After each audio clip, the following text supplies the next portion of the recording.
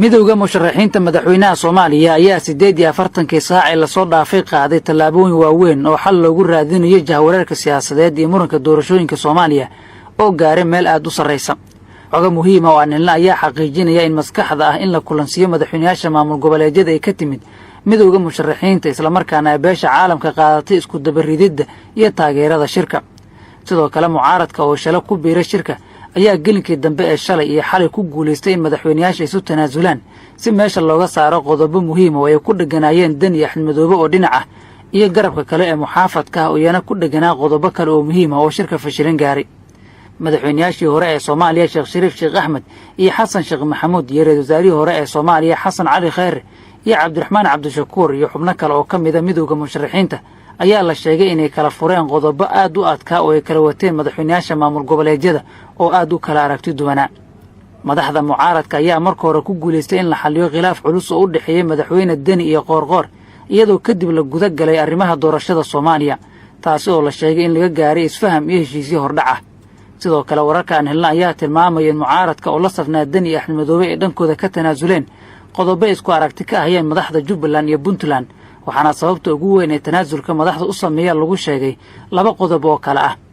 kow in dalka laga badbaadiyo dhibaatooyin oo ka dhaxlo khilaafka ka dhashay doorashada Soomaaliya iyo damaca siyaasiyiinta ee ku dhisan tanaasul la'aanta iyo qodobka labaad oo ah in la fashiliyo qorshaha guddoonka golaha shacabka iyo villa Soomaaliya la aaminsan yahay in ay gadaal ka riixayaan oo ah muddo kororsi loo sameeyo madaxda dawladda iyadoo sabab laga dhigayo inuu fashilmo heshiiskii doorashada Soomaaliya ee 17 Sebtembar sanadkii 2020 lagu gaaray villa Soomaaliya.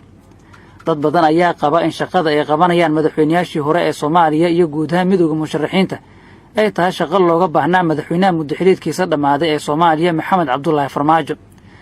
isu keenida dhinacyada siyaasadda ee kala fogaaday dib u heshiisiinta madaxda maamul goboleedyada iyo ka shaqaynta in tanaasul yimaado si loo ilaaliyo wadajirka waa shaqo u taala madaxweynaha iyo madaxda kale ee kala tirsan dawladda laakiin waxaa shaqadaasi u qabtay mucaaradka oo gudaha dawladda loogu yaqaano qaran dumis. ilaa hadda wararka aan xaqiijinay ah in madaxdu ay ka tanaasuleen qodobadii la isku haystay waxaa ka mid ah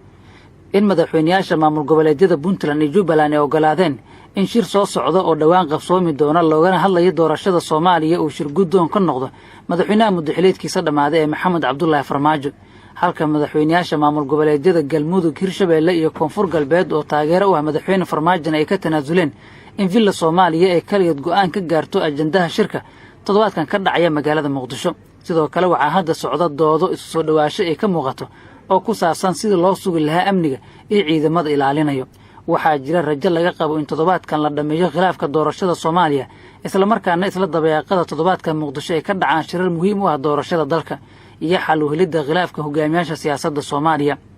madaxda beesha caalamka ayaa sidoo kale shirkan xogogaal ka ah waxaana la tilmaamayaa inay ka qayb qaadanayso isku soo dhawaashaha. dad badan oo Soomaaliyeed ayaa hogaamiyaasha Soomaalida ee mucaaradka iyo muxaafadkaba kula taliyay inay sameeyaan tanaasul si dalka loo badbaadiyo isla markaana doorashada loo qabto.